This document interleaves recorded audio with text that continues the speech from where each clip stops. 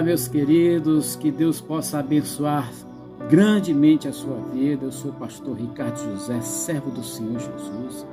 Este canal é para edificar a sua vida através da palavra de Deus. E eu agradeço você ter clicado nesse vídeo. Peço que você deixe o seu like para ajudar este canal a levar esta mensagem para outras pessoas.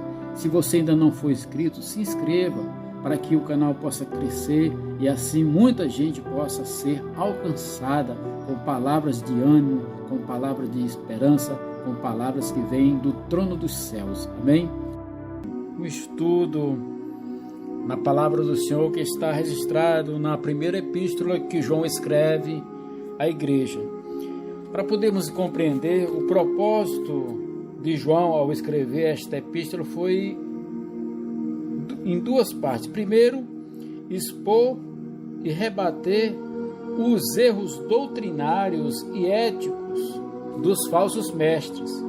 E segundo, exortar seus filhos na fé a manter uma vida de santa comunhão com Deus, na verdade e na justiça, e cheios de alegria e de certeza da vida eterna, mediante a fé obediente em Jesus, o Filho de Deus, e pela habitação interior do Espírito Santo. Algumas pessoas creem que a epístola também foi escrita como uma sequência do Evangelho segundo João. Bom, hoje nós vamos meditar no primeiro capítulo, o primeiro capítulo que fala assim: o que era desde o princípio, o que vimos em nossos olhos e o que temos contemplado e as nossas mãos tocaram na palavra vida, na palavra da vida. Porque a vida foi manifestada e nós a vimos e testificamos dela e vos anunciamos a vida eterna, que estava com o Pai e nos foi manifestada. O que vimos e ouvimos, isto vos anunciamos, para que também tenhais comunhão conosco, e a nossa comunhão é com o Pai e com seu Filho Jesus Cristo. E estas coisas vos escrevo para que o vosso gozo se cumpra. Aleluia! Aqui é o capítulo 1 da primeira epístola de João, os versículos de 1 ao 4. Amém? Vamos analisar. Primeiro, a vida eterna. João aqui, ele define a vida eterna em função de Cristo. Ela só pode ser obtida mediante a fé em Jesus Cristo e a comunhão com Ele. No versículo 3, ele vem falando de comunhão conosco. Comunhão, literalmente significa ter em comum. Envolve compartilhar e participar. Os cristãos têm tal comunhão porque têm fé cristã em comum, ou seja, a nossa fé ela é comum, A graça de Deus em Cristo em comum, a presença nelas do Espírito em comum, os dons do Espírito em comum e um inimigo em comum, Não pode haver nenhuma comunhão verdadeira para aqueles que rejeitam os ensinos da fé. Então, o ensino da fé, ele não pode ser rejeitado por aquele que busca o entendimento. Quer ver? Vamos ler Gálatas 1:9. Gálatas 1:9 fala assim: e assim como já vos dissemos, agora de novo também vos digo, se alguém vos anunciar outro evangelho, além do que já recebeste, seja anátema, Então, anátema é uma palavra que significa que alguém está sob maldição divina, condenado à destruição e que será alvo da ira divina de condenação eterna. Então o apóstolo ele revela a atitude inesperada pelo Espírito Santo, Aliás, revela uma atitude inspirada pelo Espírito Santo, de julgamento e indignação para com aqueles que procuram perverter o evangelho original de Cristo, mudar a verdade do testemunho apostólico, igual à atitude evidenciada em Cristo Jesus. Então nós temos que entender que o ensinamento da palavra, ele vem para edificar a nossa vida, a minha vida. Amém? Por isso que o apóstolo João, ele fala que nós devemos ter essa comunhão, essa interação, glorificado por isso. Então nós temos que perseverar no conhecer a palavra, conhecer o ensinamento, mudar a nossa forma de agir e de ser. Quando eu olho para Cristo, eu tenho que ter uma atitude de mudança, porque quando eu olho, eu me vejo como falho, como pecador, como necessitado de uma transformação para que a minha vida seja mudada. E tudo isso acontece através da ação do Espírito Santo, como nós já vimos em palavras anteriores. Entendeu? Então, temos que afirmar em Cristo Jesus que nós cremos na vida eterna. Então, a vida eterna é algo que nós devemos ter essa certeza em nosso coração. Na primeira epístola do evangelista João, no capítulo 1, o verso 5, 6 e 7, vem nos exortando a andar na luz. Ele fala que Deus é luz e que aquele que não anda na luz não tem comunhão com Ele. O versículo 5 fala assim: e esta é a mensagem que dele ouvimos e nos anunciamos, que Deus é luz e não há nele nenhuma treva. Se dissermos que temos comunhão com Ele e andarmos em trevas, mentimos e não praticamos a verdade. Mas se andarmos na luz, como Ele na luz está, temos comunhão uns com os outros, e o sangue de Jesus Cristo, seu Filho, nos purifica de todo pecado. Aleluia! Glória a Deus, louvado seja o Senhor. Irmãos, nós precisamos ter comunhão com Deus. Andar nas trevas significa viver no pecado e nos prazeres mundanos, nos prazeres da carne, nos prazeres que tem em nós, né, o nosso prazer pessoal, as nossas vontades. Então isso são as trevas, isso que significa as trevas. Então, tais pessoas que não têm comunhão com Ele não nasceram de Deus. Aquele que tem comunhão com Deus experimentam a sua graça e vivem em santidade na sua presença. Então, quando nós começamos a ter comunhão com Deus, nós caminhamos para uma vida onde nossa luta diária para nos santificar, para nos separar. Santificação aqui quer dizer separação. Nós temos que nos separar do pecado, nós temos que nos separar dos costumes do mundo. Nós temos que começar a deixar que a luz de Deus entre em nós, a verdade de Deus entre em nós, para que possamos confrontar esta verdade com nós mesmos e começar a fazer uma mudança, uma transformação de vida, para que a luz passe a habitar em nós. E nós temos que andar na luz, que significa crer na verdade de Deus conforme revelada na sua palavra, e esforçar-nos com sincera e continuamente, por sua graça. Então a nossa sinceridade deve ser contínua, a nossa sinceridade de mudar deve ser todo dia, toda hora, todo momento, porque a graça de Deus é quem vem sobre nós. para que a palavra dele cumpra-se e as suas obras também cumpra-se em nós. Porque o sangue de Jesus Cristo, seu Filho, é quem nos purifica de todo pecado. Quando ele fala isso, ele está se referindo que a nossa caminhada na sua presença, né, é como uma obra contínua de santificação dentro de cada um de nós. E a purificação contínua é pelo sangue de Cristo dos nossos pecados involuntários, ou seja, temos que todo dia estar caminhando, confessando.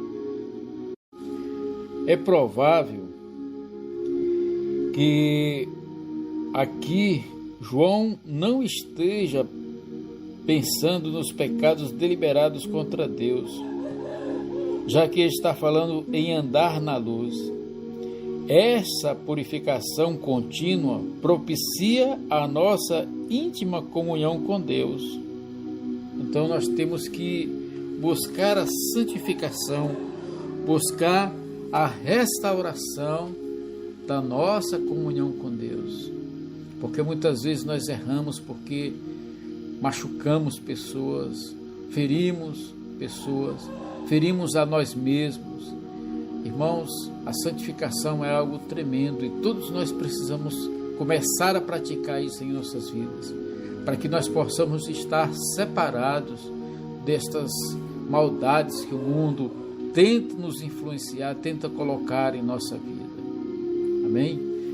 Somente Deus pode nos ajudar nessa jornada, trazendo a sua graça e a sua misericórdia.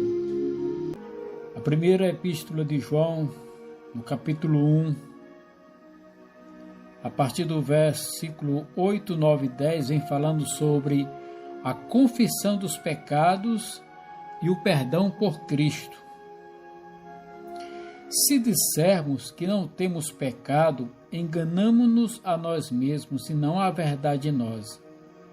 Se confessarmos os nossos pecados, Ele é fiel e justo para nos perdoar os pecados e nos purificar de toda injustiça. Se dissermos que não pecamos, fazemo-lo mentiroso e a sua palavra não está em nós. Amém?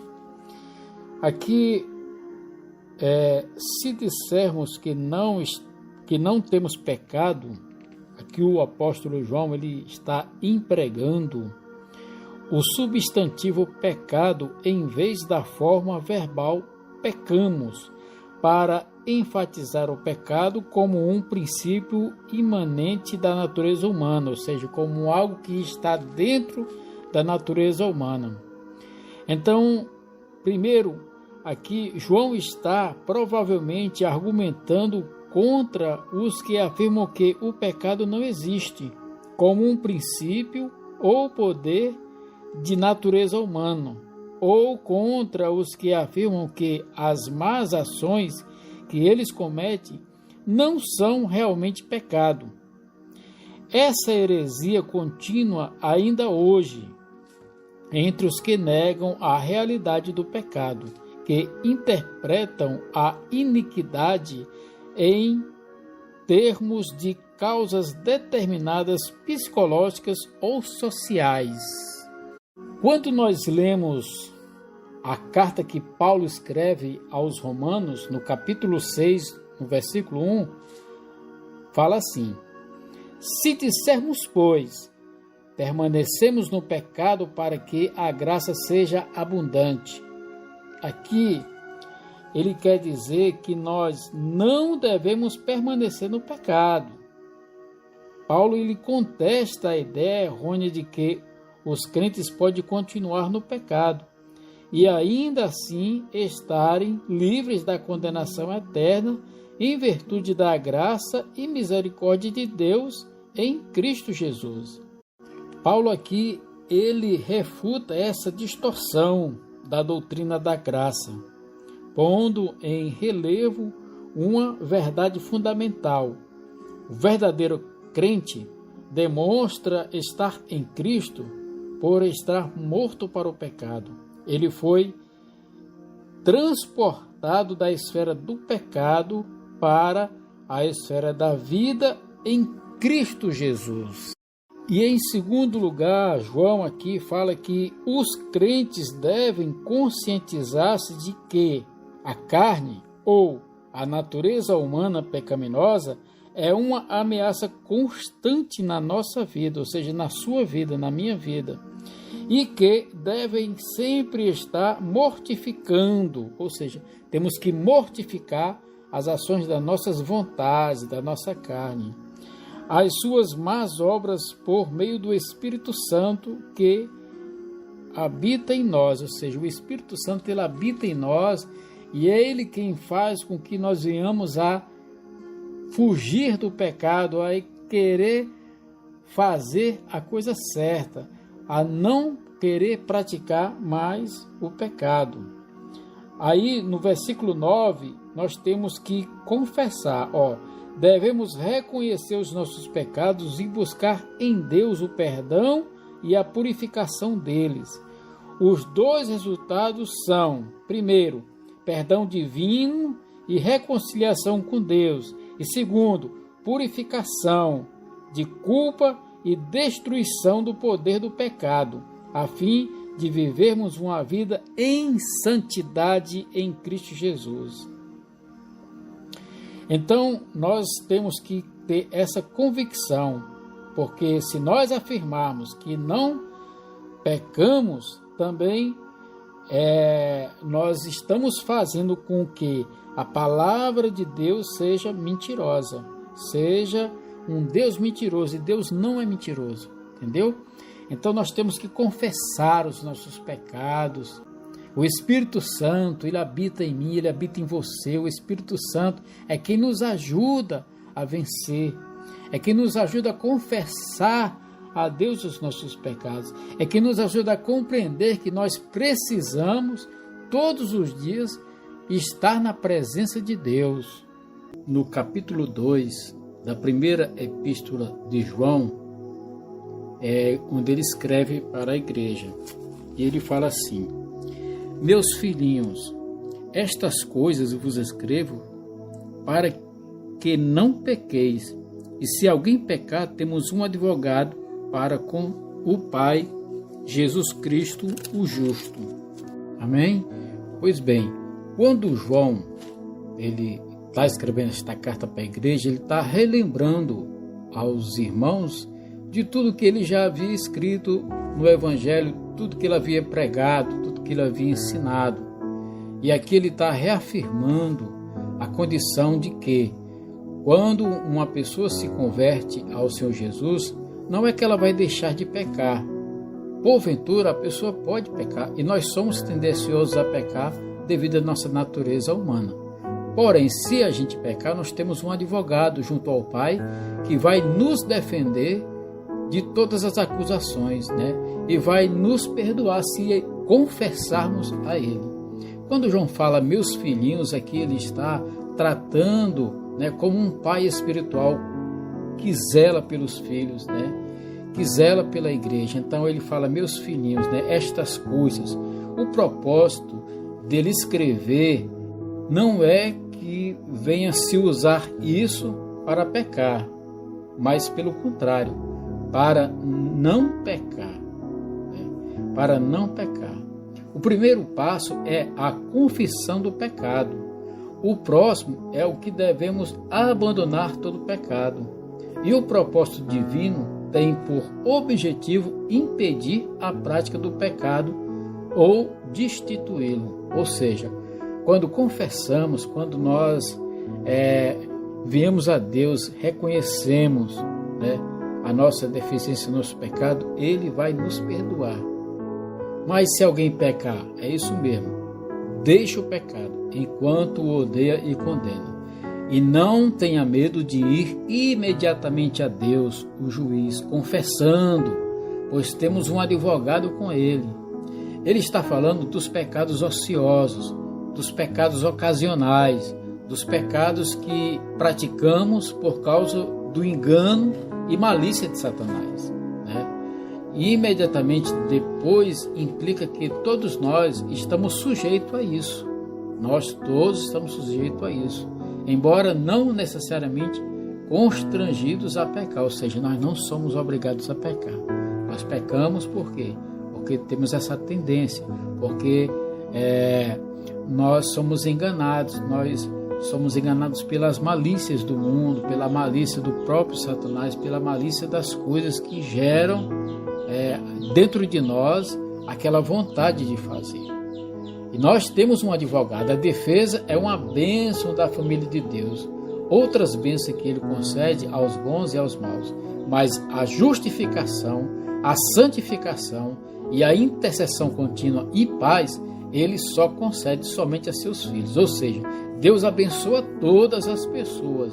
Deus abençoa todo mundo. Mas a justificação, a santificação e a intercessão contínua e a paz que vem dele, somente os seus filhos, né? Justificação porque somos justificados pelo sangue do Cordeiro, né? Santificação quando nós nos separamos para ele. E intercessão contínua porque nós temos o Espírito Santo em nós e Jesus Cristo junto ao Pai. Então o Espírito Santo foi derramado sobre a minha vida e sobre a tua vida.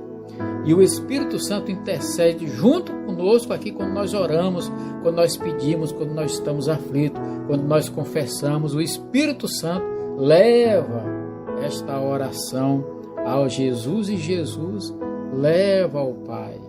Essa é a intercessão contínua. E a paz ele dá para todos, mas principalmente para os seus filhos, né? Então, o advogado é o mesmo termo que é aplicado ao Espírito Santo como Consolador. Então, o Consolador, o Espírito Santo e Jesus, o nosso advogado. Então, esses é a nossa intercessão contínua. Amém? A primeira epístola de João, capítulo 2, nós lemos aqui.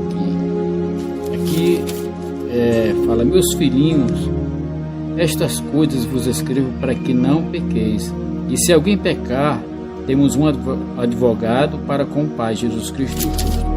E o versículo 2 ele fala assim: ele é a propiciação pelos nossos pecados, e não somente pelos nossos, mas também pelos de todo mundo. Ou seja, o Senhor Jesus Cristo, ele é o sacrifício que nos traz a paz. Quando as pessoas elas iam ao templo, os judeus iam ao templo para adorar o Senhor, eles levavam os sacrifícios. Então tinha sacrifícios para todo tipo de coisa, de santificação, de perdão. Só que Jesus Cristo, quando ele veio, ele fez o sacrifício geral por todos nós. Sacrifício de santificação, sacrifício de purificação, sacrifício de perdão de pecados, sacrifício de salvação. Então, sobre ele, sobre Jesus, estava todo e qualquer tipo de sacrifício que era oferecido a Deus para que o homem fosse remido dos seus pecados e alcançasse graça e misericórdia do Senhor. Amém? Então, Jesus, ele é a nossa propiciação. Significa que ele tomou sobre si o castigo dos nossos pecados, né? E satisfez o justo juízo de Deus contra o pecado. Então o perdão agora é oferecido a todos, o mundo inteiro, e é recebido pelos que vêm a Cristo, é recebido por aquela pessoa que vem a Jesus, que vem a Cristo, que confessa, que se arrepende, que muda, e pela fé, né? E pela fé, a pessoa ela é salva, ela é perdoada, ela é liberta pela fé em Cristo, pela fé na palavra de Deus, né? E ele mesmo é o nosso advogado vitorioso, porque ele é o sacrifício propiciatório. Ele nos é tudo o que é necessário para o perdão dos nossos pecados. E isso foi promovido pelo amor do Pai, removendo o afastamento e apaziguando a justa ira da parte de Deus contra o pecador. O único outro lugar no Novo Testamento onde ocorre essa expressão de sacrifício pelo perdão é 1 João 4,10. Aqui, 4,10 fala assim: nisto está o amor, não em que nós tenhamos amado a Deus, mas em que Ele nos amou e enviou seu Filho para propiciação pelos nossos pecados. Aqui o apóstolo João está falando que o amor de Deus está em ter oferecido Jesus como sacrifício pelo seu pecado, pelo pecado do mundo, entendeu? Não que nós tenhamos amado Ele, mas Ele nos amou primeiro. Ele nos amou primeiro. É como o próprio João escreveu no primeiro livro, quando ele fala assim: veio para o que era os seus, mas os seus não o receberam, mas a todos quantos o receberam, aos que creem no seu nome, deu-lhes o poder de se tornar filho de Deus. Isso está lá no primeiro capítulo de João, entendeu? Então, nós somos amados primeiro por Deus, e o amor de Deus, quando entra em nós, aí sim nós conseguimos, aí nós começamos, aí nós vamos amar a Deus. Por isso, o primeiro passo é arrependimento, confissão de pecados, mudança de vida. Arrependimento, confissão de pecados, mudança de vida e liberar perdão a quem nos tem ofendido, a quem nos tem magoado, em nome de Jesus. Para quê? Para que isso recaia sobre nós. Quando a gente planta o perdão, a gente colhe o perdão. Quando a gente planta misericórdia, a gente colhe misericórdia. Só que isso é um processo, nós temos que aprender isso todos os dias. Todos os dias temos que aprender a viver com Deus, aprender a estar na presença dEle, entendeu? E saber, entender que todas as coisas vêm através de Jesus e para Jesus. Meus queridos, dando continuidade aqui à primeira carta do apóstolo João, no capítulo 2, no versículo 3, vem falando assim: nisto sabemos que o conhecemos, se guardamos os seus mandamentos. Aquele que diz, eu conheço, e não guarda os seus mandamentos, é mentiroso, e nele não está a verdade. Mas qualquer que guarda sua palavra, o amor de Deus está nele, verdadeiramente aperfeiçoado. Nisto conhecemos que estamos nele. Conhecemos que estamos nele. É aquele que diz que está nele, também deve andar como ele andou.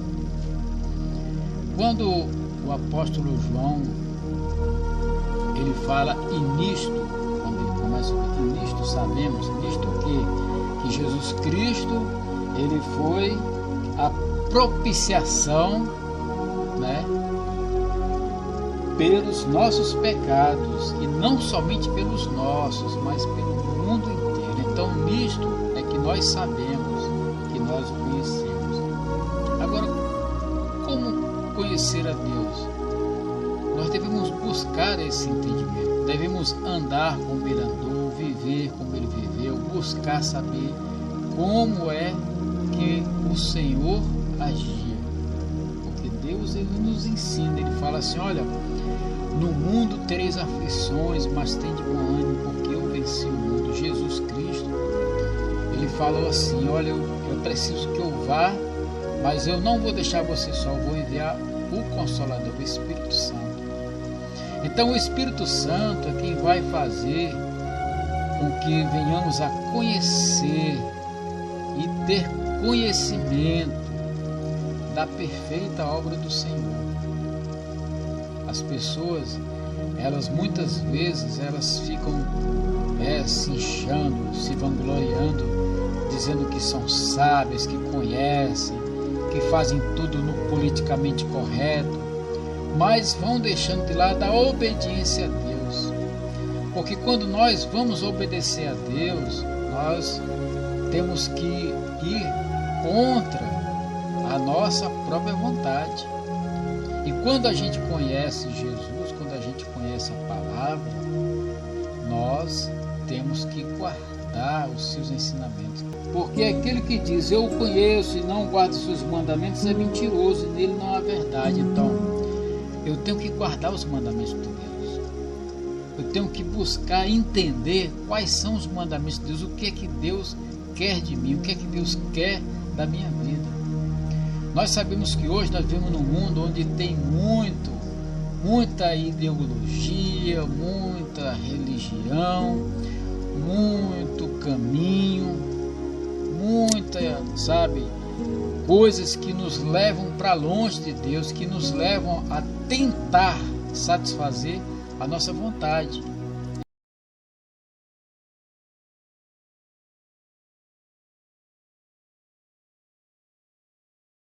Quando nós temos o conhecimento da palavra, quando nós caminhamos em direção a Deus, o que é que vai acontecer? Dentro de nós vamos encontrar a verdadeira paz, aquilo que vai satisfazer e vai nos deixar seguro. A palavra de Deus, ela nos deixa seguro, ela nos deixa de forma a não precisar de outro tipo de artifício para tentar nos satisfazer em todas as áreas da nossa vida. Então devemos conhecer, porque se eu guardar a sua palavra, se eu observar, se eu viver, o que é que vai acontecer? O amor de Deus vai entrar na minha vida e eu vou amar, e eu vou ser amado. Primeira carta de João, capítulo 3, o versículo 6 fala assim: qualquer que permanece nele não peca. Qualquer que peca não viu nem o conheceu. Que ele está falando assim: e todo aquele que nele permanece não pratica o pecado, e todo aquele que costuma pecar não o viu nem o conheceu, né? Não o viu nem o conheceu. Os verbos viu e conheceu estão no tempo do pretérito perfeito. Quando é falado em grego, esse tempo se refere a ações ocorridas no passado, cujos resultados continuam até o presente momento. Ou seja, é uma forma contínua de permanecer, ver e conhecer. É como se estivesse ao mesmo lado o tempo todo. Por isso, João diz que ninguém peca, né? E está vivendo em pecado. Tem visto a Deus, nem o conheceu e vê-lo, nem tem conhecido, nem continua a conhecê-lo. Então estas palavras, portanto, podem ser aplicadas ou àqueles que nunca tiveram uma fé verdadeira em Cristo, ou aos apóstatas que conheceram a Deus no passado, mas não o conhecem no presente.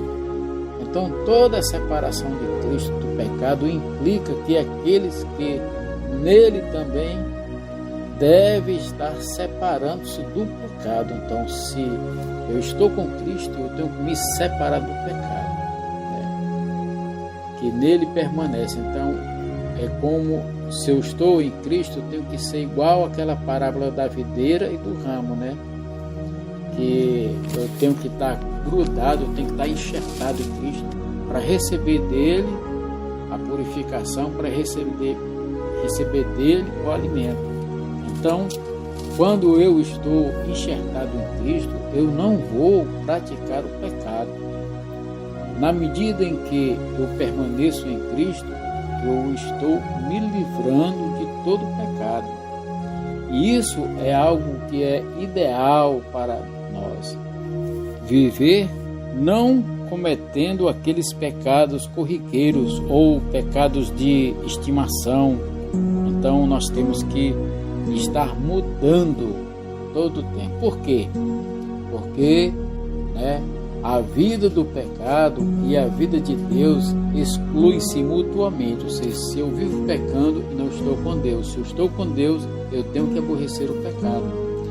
Assim como a escuridão e a luz. Na verdade, os crentes caem em pecado, mas quando fazem isso, eles têm que correr e confessar, buscar o arrependimento, buscar confessar, buscar o conserto, para que assim possa continuar vivendo na luz. O próprio apóstolo Paulo, ele fala aos romanos que todos nós somos pecadores e separados estamos de Deus. Mas quando confessamos o Senhor Jesus Cristo, quando nos arrependemos, quando mudamos a nossa direção de andar, a nossa forma de viver, de ser, quando olhamos para a cruz de Cristo e vemos ali que aquele sacrifício nos traz a redenção, nos traz a purificação de nossos pecados, quando confessamos Ele como Senhor e Salvador. Por isso é muito importante nós sempre estarmos olhando para nós e fazer esta autoanálise, né?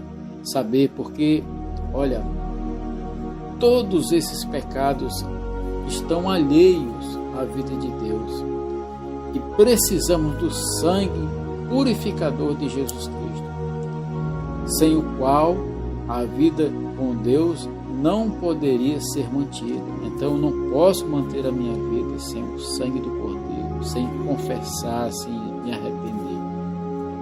Porque aquele que cai no pecado é o homem, e aquele que se vangloria do pecado é o diabo, ou seja, o inimigo. Ele se alegra quando nós falhamos, mas graças a Deus, porque Jesus falou que não ia nos deixar só.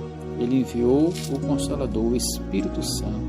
Então o Espírito Santo, ele vem, ele nos convence da justiça e do juízo do pecado, ele nos leva a ter uma vida na presença de Deus. Por isso vamos olhar para Cristo, vamos saber que nós somos filhos dele e não temos que permanecer pecando, não temos que permanecer cometendo as mesmas falhas, os mesmos deslizes. Temos que vigiar, orar, mudar para glorificar o nome do Senhor Jesus. Primeira Epístola de João, capítulo 3, versículo 1. Vede quão grande amor o Pai nos tem dado, que fôssemos chamados filhos de Deus, e nós somos. Por isso o mundo não nos conhece, pois não conhece a Ele. Glória a Deus. Irmãos, este versículo ele está relacionado também com o primeiro capítulo de João, quando ele escreve o seu livro, o Evangelho, que ele fala que Jesus Cristo veio para o que eram os seus, mas os seus não receberam.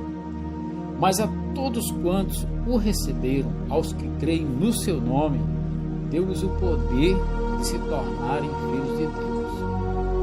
O que João está querendo nos lembrar aqui é que o amor de Deus, que excede todo entendimento, está nos lembrando, né, que o mundo não nos conhece e testifica que nós somos filhos de Deus porque confessamos Jesus, porque nós mudamos de vida. O Espírito Santo, quando nós ouvimos a mensagem do Evangelho, o Espírito Santo, ele gerou em nós o arrependimento pelos pecados, onde nós confessamos os nossos pecados e Deus nos perdoou, né? O sangue de Jesus nos purifica de todo pecado. Por isso o mundo não nos conhece, porque não conhece a Deus. Quando eu falo mundo, quando está se falando de mundo, está falando do sistema mundano, do sistema sociocultural e político que envolve a nossa sociedade, que envolve a nossa vida. Mas quando ouvimos a mensagem do Evangelho, o Espírito Santo gera em cada um de nós o arrependimento. Aí nós podemos receber esse poder de nascer de novo pela graça e ser aceito por Deus. E Deus recebe a todos quantos se arrependem, todos quantos se voltam para Ele. O profeta Jeremias, ele fala assim: clama-me e responder-te-ei e anunciar-te-ei coisas grandes e ocultas que não sabe. Então, quando nós clamamos a Deus, Ele vai revelar para nós a nossa necessidade de buscar a ter uma vida na presença de Deus e a conhecer as coisas ocultas, né, que o mundo não conhece, mas quando estamos na presença de Deus, nós conhecemos.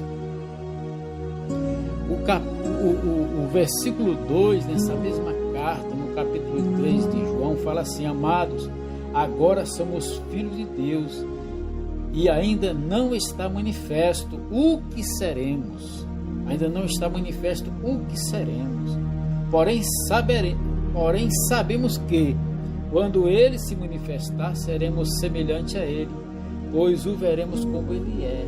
Aqui João está falando da volta de Jesus. Jesus Cristo vem buscar a sua igreja, o seu povo. Que nós não sabemos como realmente nós somos, porque nós receberemos um novo corpo, nós receberemos um novo nome. Então, quando Jesus vier nos buscar, vier buscar a sua igreja, nós vamos ver como Ele é e nós seremos semelhantes a Ele. Olha que coisa linda! Então, nós devemos buscar esse Deus.